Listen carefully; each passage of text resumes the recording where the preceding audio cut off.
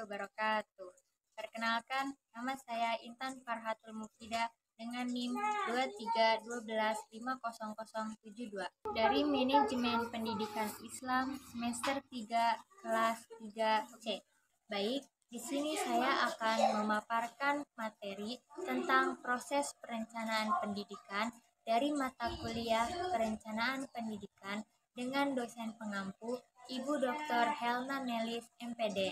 Perencanaan pendidikan adalah suatu proses penetapan keputusan yang berkaitan dengan tujuan yang akan dicapai, sumber daya yang akan diberdayakan, dan teknik atau metode yang akan dipilih secara tepat untuk melaksanakan tindakan selama kurun waktu tertentu, agar penyelenggaraan pendidikan dapat dilaksanakan secara efektif, efisien, dan bermutu.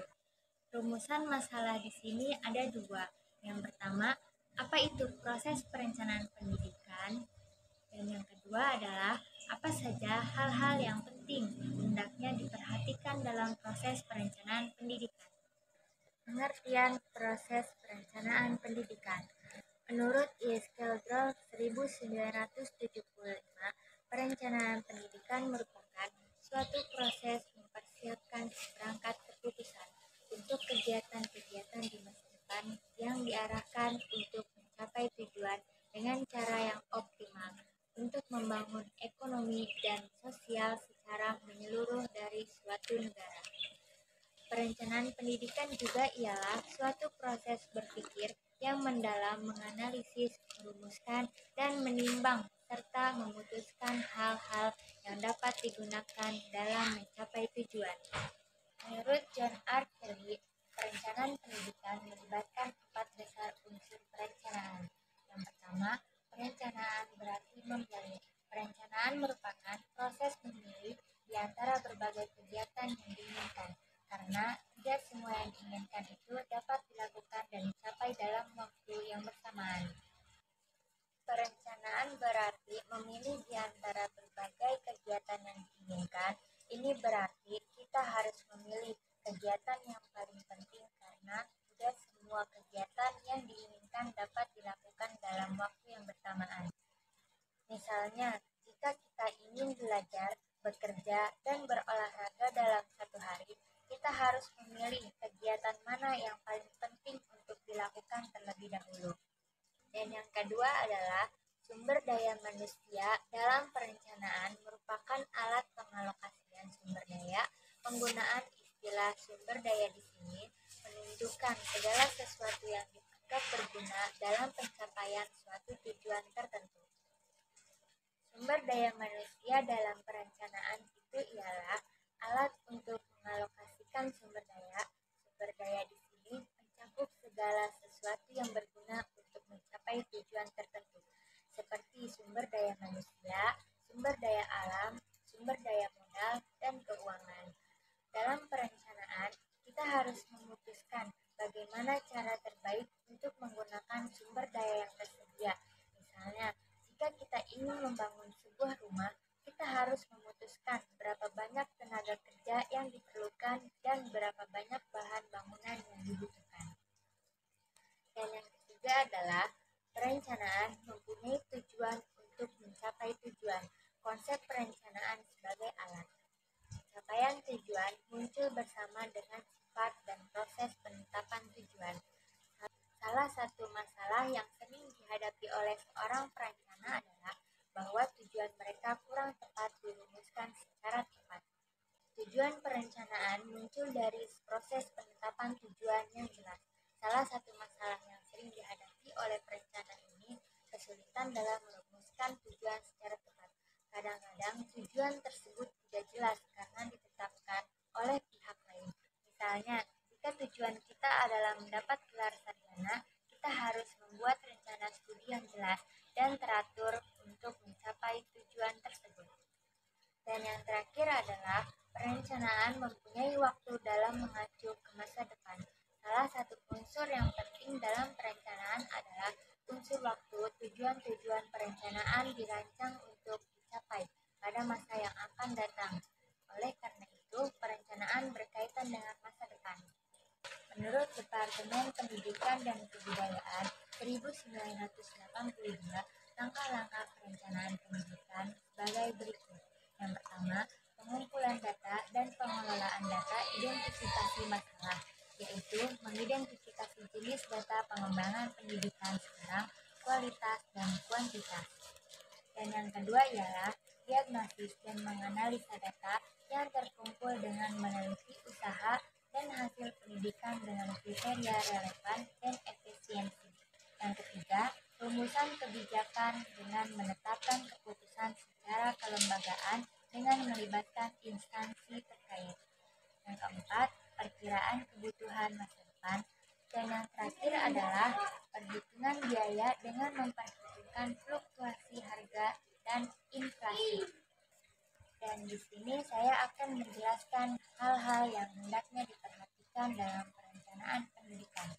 Yang pertama, perencanaan harus didasarkan atas tujuan yang jelas.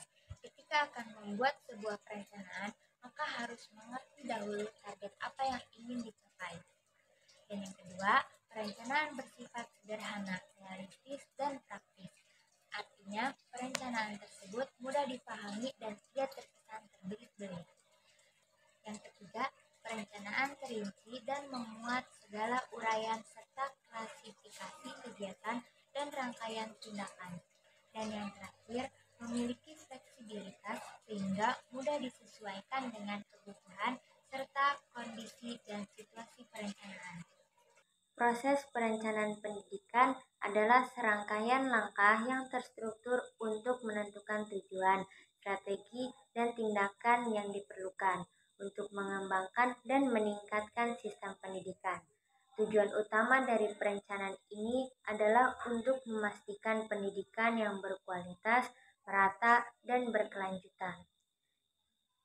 Jadi maksudnya adalah proses perencanaan pendidikan ini adalah suatu langkah-langkah yang terstruktur untuk menentukan apa yang ingin dicapai, bagaimana cara mencapainya, dan langkah apa yang perlu dilakukan untuk meningkatkan sistem pendidikan. Tujuannya agar pendidikan yang diberikan ini menjadi berkualitas, merata, dan tetap berlanjut. Nah, di sini ada beberapa contoh proses perencanaan pendidikan melalui perencanaan pengumpulan dan pengolahan data. Yang pertama, menentukan tujuan pengumpulan data. Perlu ditentukan apa tujuan dari pengumpulan data tersebut. Misalnya, apakah data tersebut digunakan untuk evaluasi capaian siswa, penentuan strategi pembelajaran, atau sumber daya sekolah. Jadi maksudnya adalah dari pengumpulan data ini untuk menentukan pengumpulan data tersebut. Kita harus tahu untuk apa data tersebut akan digunakan. Misalnya, apakah data tersebut akan digunakan untuk mengevaluasi kemajuan siswa di sekolah, menentukan cara terbaik untuk mengajar, dan mengalokasikan dana untuk sekolah tersebut. Nah, yang kedua ialah menentukan jenis data yang akan dibutuhkan. Tentukan jenis data apa yang relevan untuk mencapai tujuan. Data bisa berupa data kuantitatif dan data kualitatif. Dengan menentukan tujuan pengumpulan data ini dengan secara jelas, kita dapat memastikan bahwa data yang dikumpulkan akan relevan dan bermanfaat untuk mencapai tujuan yang akan diinginkan. Contohnya dari data kuantitatif adalah nilai ujian atau angka kehadiran. Misalnya, jika tujuan kita untuk mengetahui beberapa baik siswa dalam pelajaran di sekolah, maka nilai ujian-ujiannya akan menjadi data kuantitatif yang relevan. Dan contoh dari data kualitatif adalah hasil wawancara dengan siswa ataupun guru. Dengan melakukan wawancara, kita bisa mendapatkan informasi tentang pendapat, pengalaman, dan pandangan mereka terkait suatu topik. Misalnya, jika kita ingin mengetahui bahwa siswa merasa tentang metode pengajaran baru, hasil wawancara dengan mereka akan memberikan data kualitatif yang berguna dengan menentukan jenis data yang dibutuhkan sesuai dengan tujuan yang ingin dicapai. Kita dapat mengumpulkan informasi yang relevan dan berguna untuk analisis selanjutnya. Nah, adalah merencanakan sumber data. Langkah yang perlu dilakukan adalah menentukan dari mana data yang akan dikumpulkan. Data tersebut bisa berasal dari berbagai sumber, misalnya dari siswa, guru, atau orang tua. Selain itu, data juga bisa didapatkan dari dokumen administratif sekolah seperti laporan tahunan atau database akademik. Dengan merencanakan sumber data yang baik ini, kita dapat memastikan bahwa informasi yang kita butuhkan dapat diperoleh dengan tepat dan akurat.